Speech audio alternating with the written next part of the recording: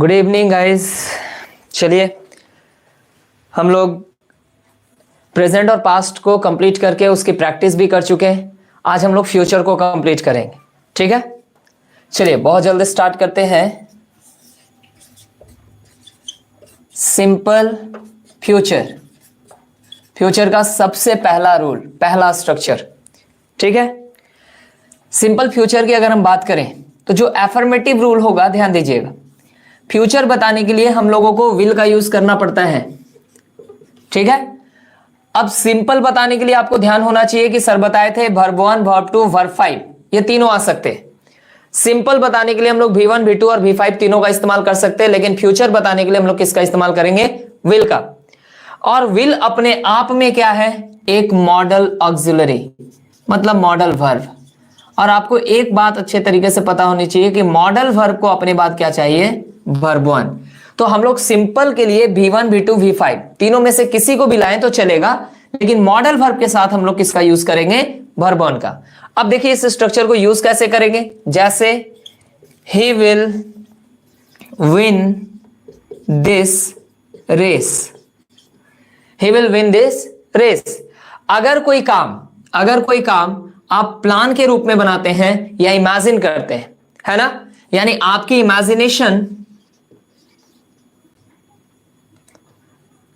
Imagination और planning के लिए आप सिंपल फ्यूचर का यूज कर सकते हैं। मोस्टली जो क्वेश्चन आते हैं हमारे टेंस से, है ना, वो प्रेजेंट और पास्ट से आते हैं, जो हमने कंप्लीट कर लिया है, ठीक है। लेकिन जब टेंस पढ़ रहे हैं तो हम लोग इसको भी कंप्लीट कर ले, इसकी भी जानकारी रखें। अब देखिए मेन वर्ब सेकेंडरी वर्ब का कॉन्सेप्ट इसमें भी शामिल होगा। जैसे you will go there to meet him, you will go there to meet him. आप ऐसे सेंटेंसेस को भी यूज कर सकते हैं। देखिए विल मॉडल वर्ब है, उसको वर्ब 1 मिल गया, ये मेन वर्ब बना, और मेन वर्ब के बाद आने वाला वर्ब सेकेंडरी वर्ब कहलाएगा। सेकेंडरी वर्ब के लिए हमने 2 + V1 का यूज कर लिया, ठीक है।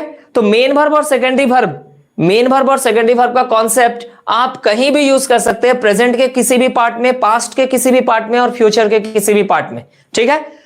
अब इस सेंटेंस की अगर हम बात करें, एक सेंटेंस हम आपके पास और लिखना चाहेंगे। जैसे मान लो मैंने कहा they will come here to read, they will come here to read. अब यह सेंटेंस सही है या गलत?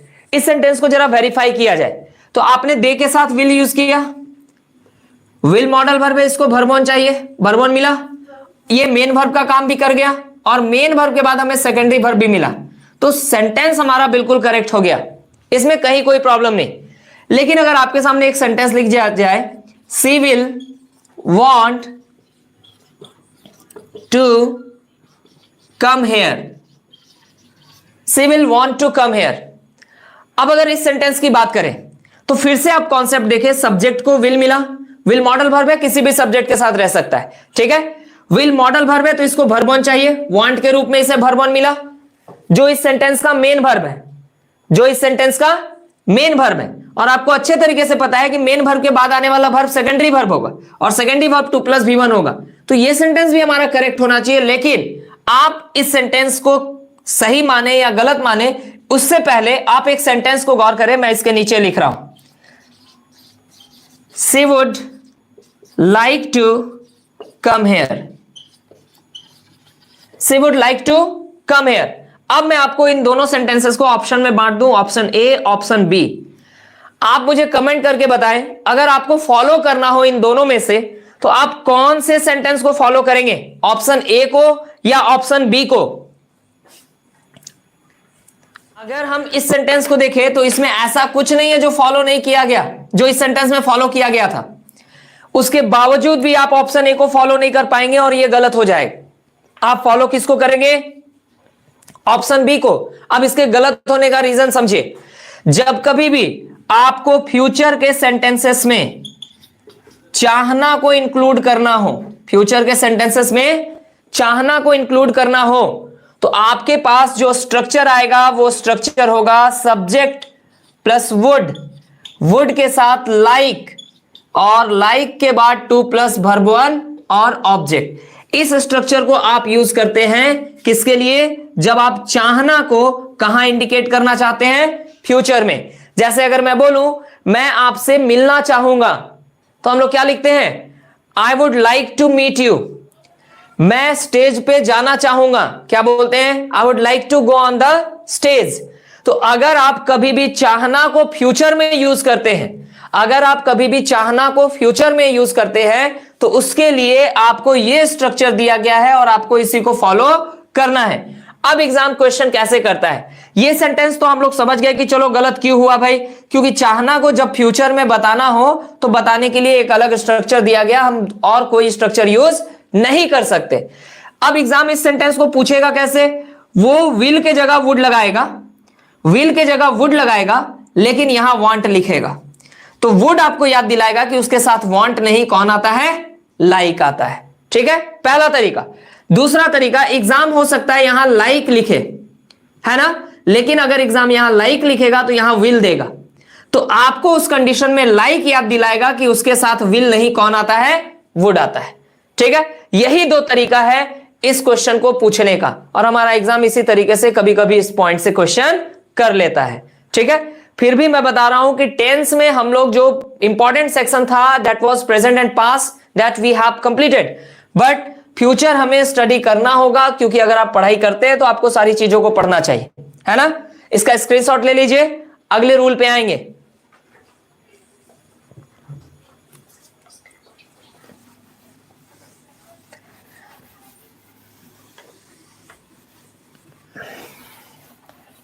आज का जो प्लानिंग था वो हो नहीं पाया, उसमें अभी टाइम लगेगा, है ना।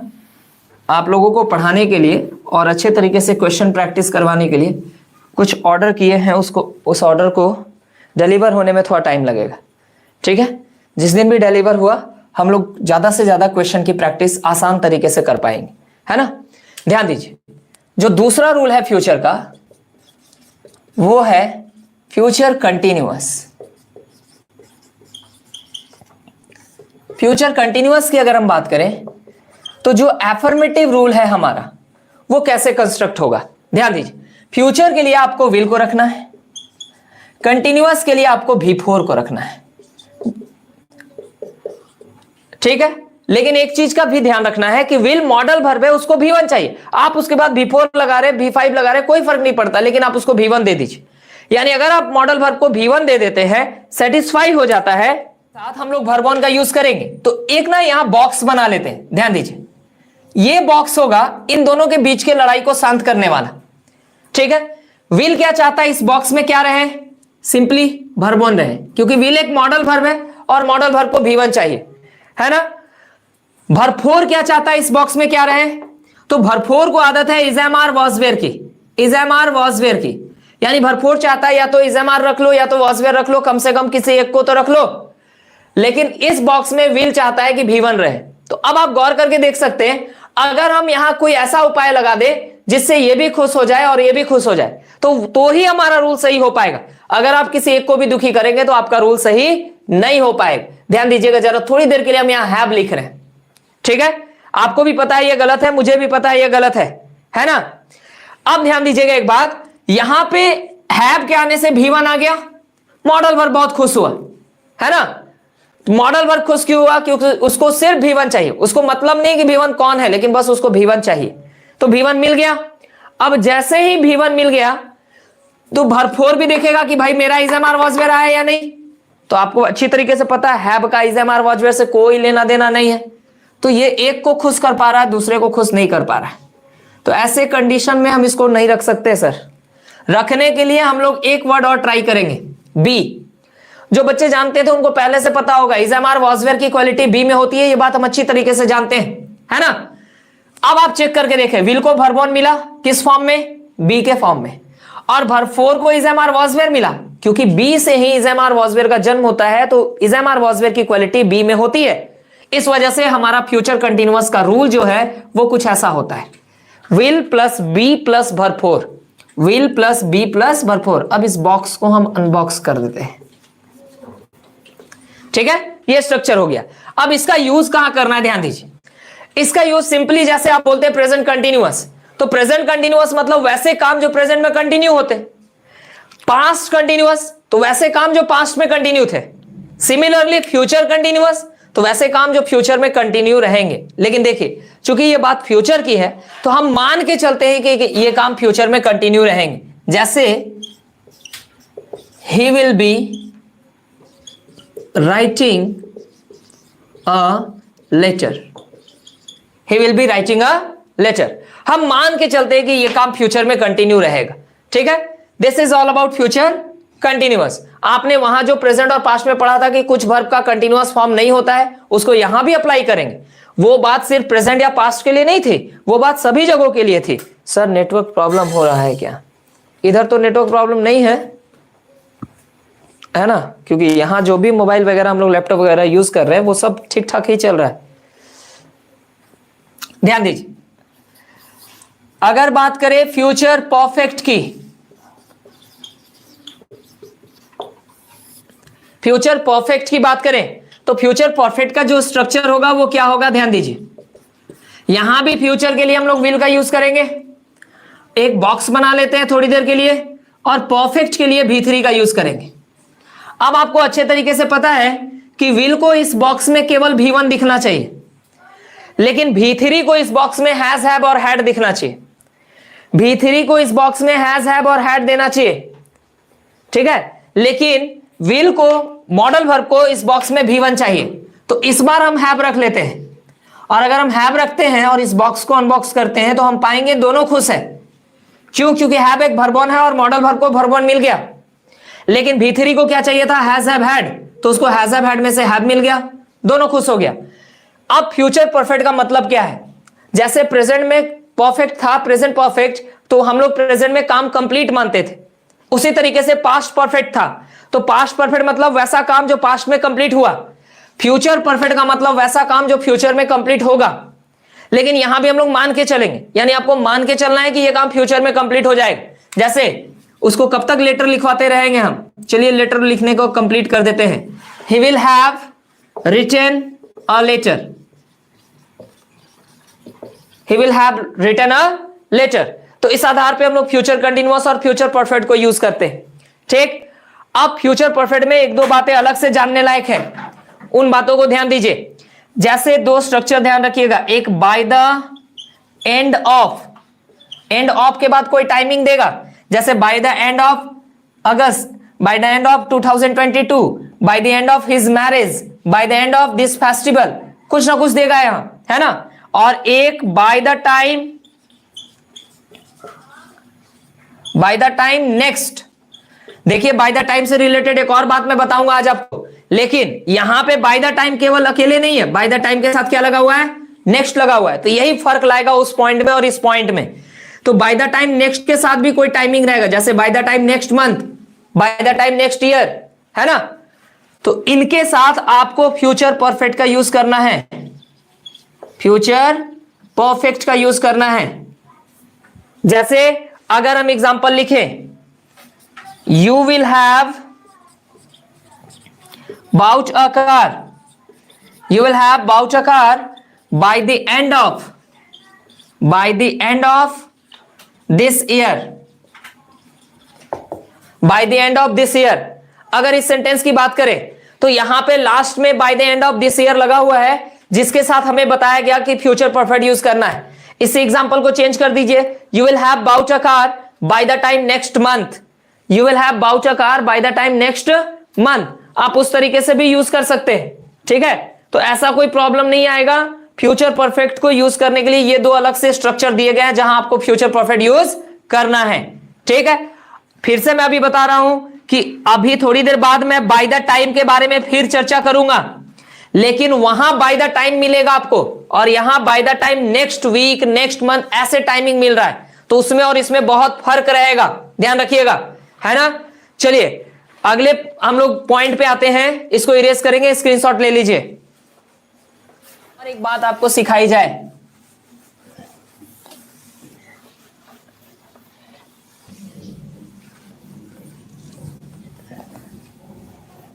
डॉक्टर के आने से पहले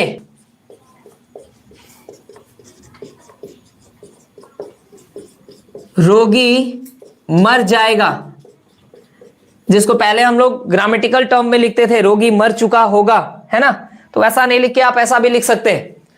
अब आपने पिछले क्लास में एक बात पढ़ी थी, यही एग्जांपल दूसरा, सॉरी इसी पैटर्न पे मैंने दूसरा एग्जांपल बताया था, पुलिस के आने से पहले चोर भाग गया था या चोर भाग गया। तो वहां की कहानी आपको याद होनी चाहिए। कैसे, ध्यान दीजिए, उसको नोट करता हूं मैं, उसके बाद आगे बढ़ता हूं। ध्यान दीजिए, उस समय हमारी दोनों बातें पास्ट की थी, चाहे पुलिस का आने की बात कर ले, चाहे चोर के भागने की बात करें, दोनों ही बातें पास्ट में थी। ठीक,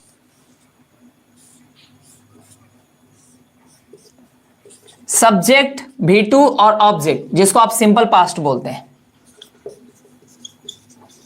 हैड प्लस V3 और ऑब्जेक्ट, जिसको आप पास्ट परफेक्ट बोलते हैं। ठीक है, इनके पेयर में एक रूल चलेगा, वुड प्लस वर्ब 1 और object, would plus have plus V3 और ऑब्जेक्ट, ये दो पेयर में हमारा रूल चलेगा। ठीक, अब क्वेश्चन कैसे पूछता है उस चीज को देखिए।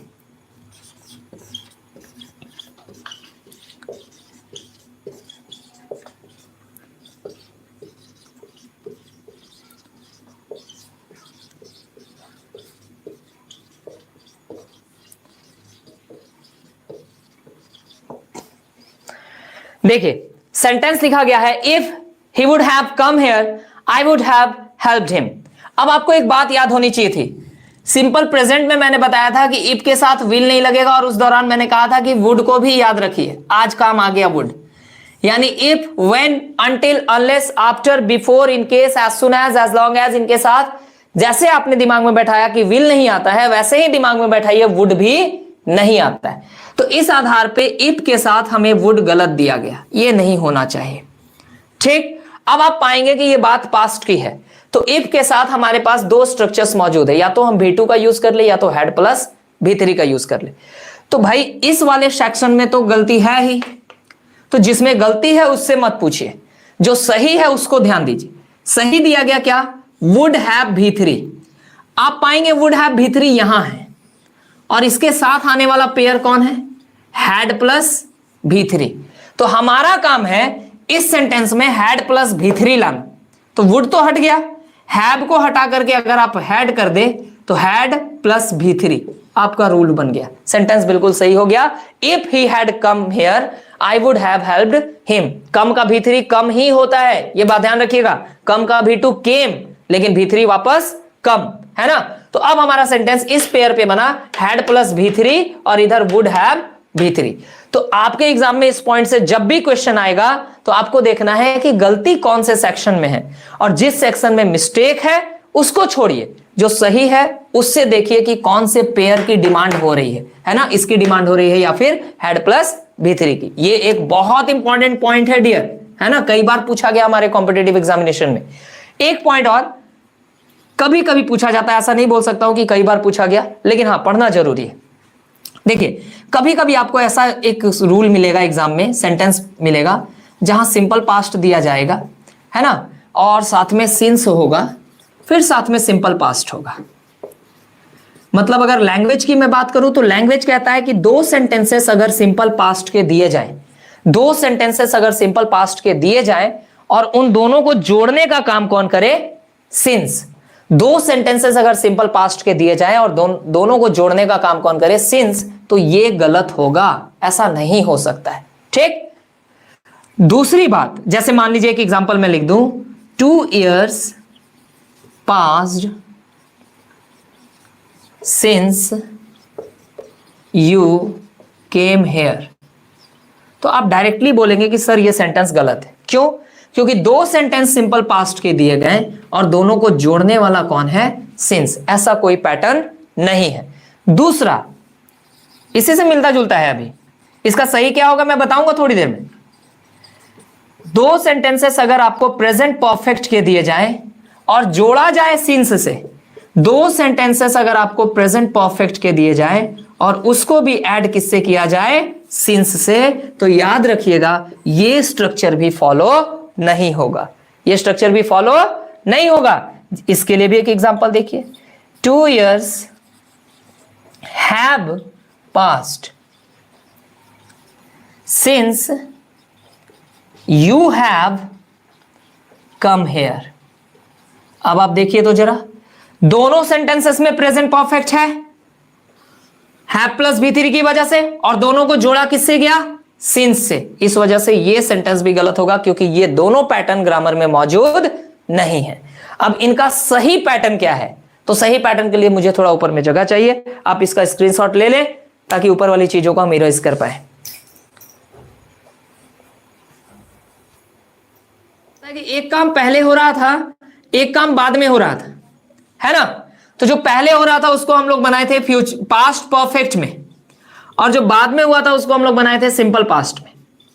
ठीक है, यानी बाद वाले के साथ सिंपल जोड़ना है और पहले वाले के साथ परफेक्ट जोड़ना है। बस ये बात आपको यहां से उठा लेनी, क्योंकि दोनों बातें पास्ट की थी इसलिए हम लोगों ने पास्ट का रूल ऐड किया। ठीक है, दोनों बातें पास्ट की थी इसलिए हम लोगों ने पास्ट का रूल ऐड किया, लेकिन यहां पे इसी कॉन्सेप्ट को फॉलो करेंगे फ्यूचर के एंगल से। ध्यान दीजिए, यहां पे एक काम होगा डॉक्टर का आना और दूसरा काम होगा रोगी का मरना। अगर आप ध्यान दें तो जो काम पहले होगा वो है पेशेंट का मरना, और जो काम बाद में होगा वो है डॉक्टर का आना। तो जो काम पहले होगा वो परफेक्ट से बनेगा, तो हम यहां परफेक्ट लिख दें, पास्ट परफेक्ट मत लिखिएगा क्योंकि ये बात पास्ट की है ही नहीं। और जो काम बाद में होगा वो किससे बनेगा, सिंपल से। ठीक है, यहां पे दोनों बातें पास्ट की थी इसलिए हम लोगों ने दोनों के साथ पास्ट ऐड किया, लेकिन यहां पे दोनों बातें फ्यूचर की हैं, इस वजह से हम दोनों के साथ क्या ऐड करेंगे, फ्यूचर। तो अब आपको इसका यूज समझ में आ गया। बात करें इस सेंटेंस को यहां बनाने की, तो the patient will, future perfect मतलब विल हैव और verb 3 died, the patient will have died. अब हम लोगों को डॉक्टर का आना को लिखना है सिंपल फ्यूचर से। सिंपल फ्यूचर मतलब modal verb will plus V1। Side में मैंने कम लिखा है, ध्यान दीजिएगा, है ना, द डॉक्टर विल कम। अब एक बात बताओ, यहां पे हमारे पास किस चीज के पहले की बात हो रही है, डॉक्टर के आने के पहले की या रोगी के मरने की पहले की? तो आपका जवाब होगा डॉक्टर के आने के पहले की। यानी ये पहले किसके साथ जुड़ना चाहता है, डॉक्टर के साथ। तो जहां डॉक्टर दिखे वहां बिफोर लगा दीजिए। जैसा कि मैंने बताया था कि आप इसको बिफोर के साथ शुरू भी कर सकते हैं, before the doctor will come ना होगा the patient will have died. चलो ये हट गया, ध्यान दो, before the doctor will come the patient will have died. तो हमारे अनुसार अभी जो कॉन्सेप्ट हमने यूज किया उसके अनुसार ये रूल है, ठीक है। लेकिन उसके लिए आप एक पढ़े हुए कॉन्सेप्ट को यूज करेंगे। सिंपल प्रेजेंट में हमने एक कॉन्सेप्ट पढ़ा था, अगर दो सेंटेंसेस फ्यूचर के हों, याद कीजिए, अगर दो सेंटेंसेस फ्यूचर के हों और उनमें से किसी एक के साथ if, when, until, unless, after, before, in case, as soon as long as ये जुड़ा हो, तो उस हिस्से में आप विल का यूज नहीं करते हैं, उस हिस्से में आप विल का यूज नहीं करते हैं। और अगर आप गौर से देखें तो यहां भी बिफोर है, आपने विल लगाया, और वही सेंटेंस यहां भी बिफोर है, आपने विल लगाया। इस वजह से ये सेंटेंस गलत हो रहा है। तो अब आपको ना ये सेंटेंस को रेक्टिफाई करना होगा। तो रेक्टिफाई कैसे करें, ध्यान दो, विल को रोकना है क्योंकि विल ही तो गलत हो रहा है। तो विल क्यों आया, क्योंकि आपने यहां रूल का नाम दिया सिंपल फ्यूचर। अगर आप वहां सिंपल फ्यूचर नाम नहीं देते तो वहां विल नहीं आता, है ना। अगर आप वहां सिंपल फ्यूचर नाम नहीं देते तो वहां विल नहीं आता। तो आप एक काम करो, सिंपल की वजह से विल आया क्या? नहीं, सिंपल की वजह से विल नहीं आता है। सिंपल की वजह से B1, B2 और B5 आता है। विल किसकी वजह से आया? फ्यूचर की वजह से। तो अगर आप चाहते हैं कि विल रोकना है तो फ्यूचर को रोक दो। जैसे ही आपने फ्यूचर को रोका यहां से विल हट गया, ठीक है। लेकिन जैसे ही विल हटा सिंपल अकेले पड़ गया, सिंपल अकेले पड़ गया। क्यों अकेले पड़ गया? क्योंकि सिंपल नाम का कोई रूल नहीं है, या तो सिंपल प्रेजेंट होगा, या तो सिंपल पास्ट होगा, या तो सिंपल फ्यूचर होगा। फ्यूचर हम लिख नहीं पा रहे हैं क्योंकि हमें विल को रोकना है, बिफोर के साथ विल नहीं लगेगा। तो अब मेरे पास दो ही जगह है, या तो सिंपल प्रेजेंट का यूज कर लूं या तो सिंपल पास्ट का यूज कर लूं। एक बात आप भी अपने लेवल पे अच्छे तरीके से जानते होंगे कि फ्यूचर के सेंटेंसेस को हम लोग पास्ट में नहीं बनाते हैं। फ्यूचर के सेंटेंसेस को हम लोग पास्ट में नहीं बनाते हैं। फ्यूचर के सेंटेंसेस को अगर जरूरत पड़े तो प्रेजेंट में बनाया जा सकता है। इस वजह से हम यहां फ्यूचर हटा करके क्या जोड़ते हैं, प्रेजेंट। और सिंपल प्रेजेंट का मतलब या तो आपको V1 लगाना है या तो V5। तो आप जरा चेक करेंगे, सब्जेक्ट क्या है, डॉक्टर। डॉक्टर एक सिंगुलर नाउन है ना, और सिंगुलर नाउन के साथ हम V5 लगाते हैं तो कम्स करेंगे। वो लास्ट वाला दिख नहीं रहा होगा, वही चीज यहां है। देखो बिफोर के, सॉरी, डॉक्टर एक सिंगुलर नाउन है और सिंगुलर नाउन के साथ हम V5 लगाएंगे सिंपल प्रेजेंट में, इस वजह से इसको कम्स करेंगे। यानी पूरा सेंटेंस हुआ the patient will have died before the doctor comes, या फिर before the doctor comes the patient will have died. ऐसे हम लोग इस सेंटेंस को बनाते हैं। देखिए, तो इसका एक शॉर्टकट रूल भी मैं तैयार कर दूं।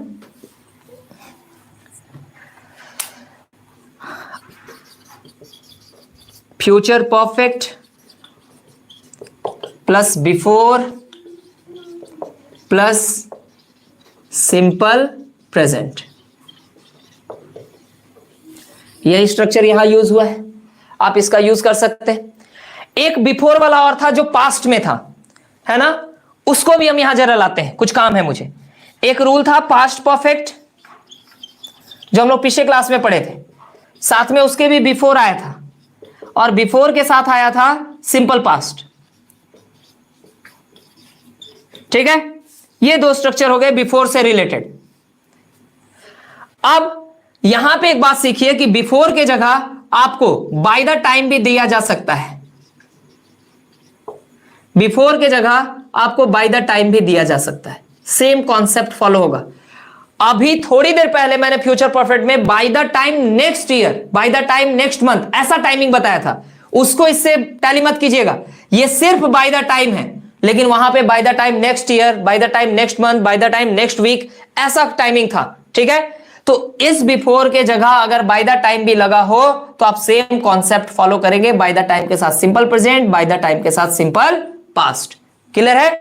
ये हमारा फ्यूचर परफेक्ट का जितना भी एंगल था वो कंप्लीट हो चुका। ठीक, एक रूल का नाम सुना होगा आपने, फ्यूचर परफेक्ट कंटिन्यूअस। बिल्कुल यूजफुल नहीं है, हम लोग उसको नहीं पढ़ेंगे, लेकिन उसके जगह हम लोग 2-3 और इंपॉर्टेंट स्ट्रक्चर्स देखेंगे।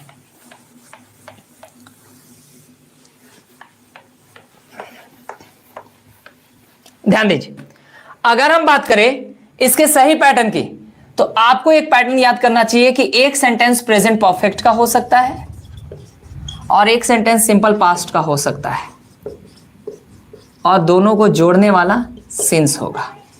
यह स्ट्रक्चर हमें ग्रामर में दिया गया, हम इसको फॉलो कर सकते हैं, यह बिल्कुल सही।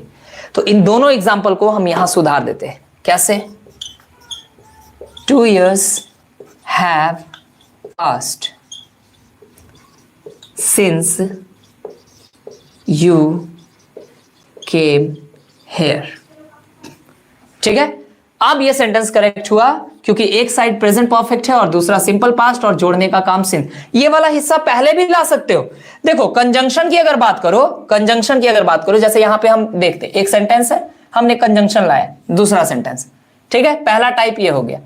दूसरा टाइप आप चाहे तो कंजंक्शन को बिल्कुल शुरुआत में रख सकते हो और उसका वाला सेंटेंस उसके साथ ले आई, बीच में कॉमा दीजिए, और ये जो पहला सेंटेंस था इसको लास्ट में रख दीजिए। ये दोनों पैटर्न कंजंक्शन में काम करता है। तो आप चाहे ना तो ये सिंस यू केम हियर को उठा करके शुरुआत में ला सकते हैं, since you came here 2 years have passed, और दोनों ही सेंटेंस हमारा सही होगा क्योंकि एक ही पैटर्न को फॉलो कर रहा है। ठीक है, ये हमारा टाइम एंड टेंस का एक कंप्लीट स्टडी हुआ। हम लोग अब जितना ज्यादा से ज्यादा क्वेश्चन बनाएंगे उतना हमारा काम आसान होता चलेगा। ठीक है, कुछ क्वेश्चन मैं प्रैक्टिस करवा दूंगा आपको, जितना मैं करवा पाऊं। देखता हूं प्रैक्टिस करवाने का तरीका कौन सा होगा, लेकिन क्वेश्चन आपको प्रैक्टिस करवाएंगे क्योंकि सारा पढ़ाया हुआ बेकार हो जाएगा अगर क्वेश्चन नहीं बनाए हम लोग तो, है ना। लेकिन हाँ, क्वेश्चन प्रैक्टिस जब मैं करवा दूं तो उसके बाद आप किसी भी बुक को फॉलो करके क्वेश्चन बना सकते हैं, उसमें जो भी प्रॉब्लम आए आप पूछ सकते हैं। ठीक है, फिलहाल आज के लिए इतना ही। अब हम लोग अगले वीडियो में मिलेंगे क्वेश्चन प्रैक्टिस के साथ। ठीक है, थैंक यू एवरीवन।